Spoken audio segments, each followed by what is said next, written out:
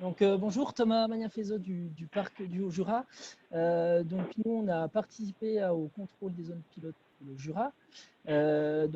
Comme c'était dit précédemment, le choix des zones pilotes était fait par la DDT du Jura pour un total de 25 km² qui étaient répartis sur 3 zones pour notre secteur. Donc moi, personnellement, j'étais concerné par une unique zone là, qui se trouve tout au sud du Jura, à côté de Saint-Claude, donc sur le secteur de Sémoncel. Les DDT ont fait le choix de ces 3 zones pour avoir déjà une occupation du sol et des usages qui soient les plus représentatifs du département, en essayant au maximum d'être sur des zones les plus hétérogènes possibles, et en intégrant également des couvertures ou des usages qui avaient été ajoutés à l'occupation du sol. Parce que pour rappel, il y avait une base de l'Oxol GE de l'IGN et il y a eu des demandes lors des différentes réunions pour pouvoir ajouter certaines couvertures ou usages qui avaient un intérêt fort pour le territoire régional. Donc pour la zone de Sémoncel sur lequel moi j'ai travaillé, je vous ai mis quelques exemples de pourquoi a été choisi. Voilà, on voit que là, en haut à gauche, on avait du pâturage sur les secteurs de pelouse, sachant que c'était une occupation du sol qui a été ajoutée. Ici, dans ce secteur-là, on a des forêts avec de très fortes variations altitudinales. Pour ceux qui connaissent, c'est où il y a les fameux lacets de Sémoncel et de chapeaux de gendarme. Ensuite, on avait pas mal de bâtis un peu diffus, voilà, des maisons un peu isolées. Donc, le but, c'était de voir un petit peu comment ressortaient ces maisons. Et puis également, il y a un dernier critère, là, pour le coup, c'était les zones de prébois qui sont un peu particulières, parce que c'est à la fois des zones ouvertes qui peuvent sortir en tant que prairies, et également des zones qui peuvent sortir en tant que forêt. Donc, vous voulez voir un petit peu comment aller ressortir ces zones dans le cadre de cet Oxol GE. Comme l'a dit l'IGN, on a tout d'abord eu une formation sur une demi-journée qui a été dispensée par l'IGN.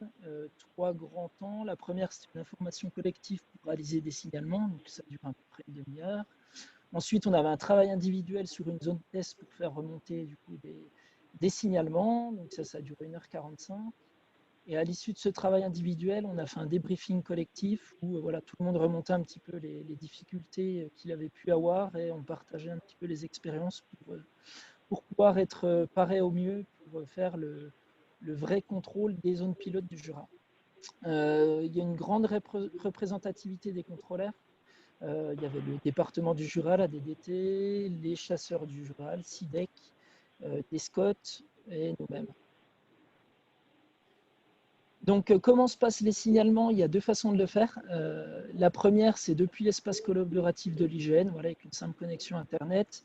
On accède à une plateforme cartographique et on peut ajouter, grâce à des outils SIG, des points, des polygones pour signaler une erreur en la décrivant et en l'envoyant du coup à l'IGN.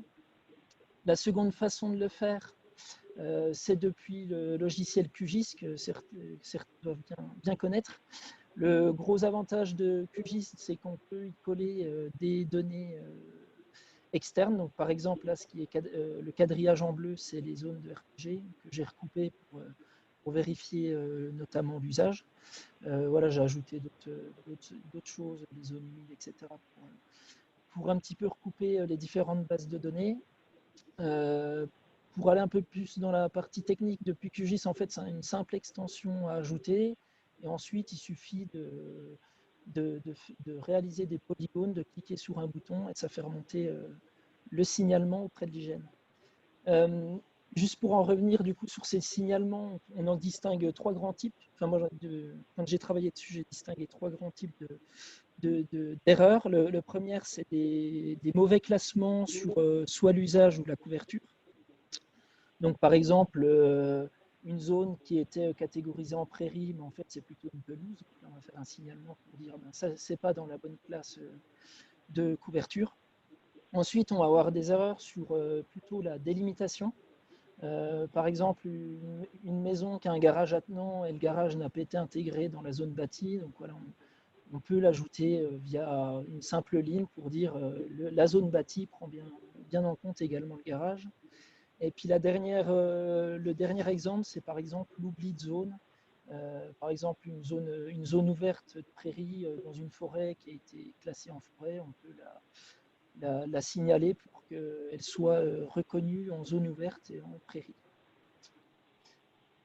Donc là, j'avais ressorti également les chiffres des signalements par département que j'avais retrouvés sur l'espace de l'IGN, sur l'espace collaboratif, qu'on a accès au signalement de tous. Donc c'est aussi bien de voir ce qu'ont pu faire les autres sur les zones qui concernent. Et puis je vous ai mis un exemple d'un signalement là que j'avais fait au Molune. En fait, voilà, c'était une zone ouverte, une prairie qui avait été classée en forêt.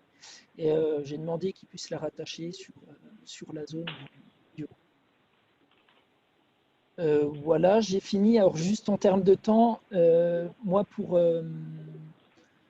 pour ma zone, en gros, j'ai travaillé oui, donc que sur une des 3 zones du Jura. J'ai mis à peu près une journée, une petite journée, on va dire, à faire à la fois des signalements sur la couverture et les usages, sachant que j'ai dû faire une trentaine de signalements, enfin, entre 20 et 30 signalements sur la totalité. Voilà pour moi.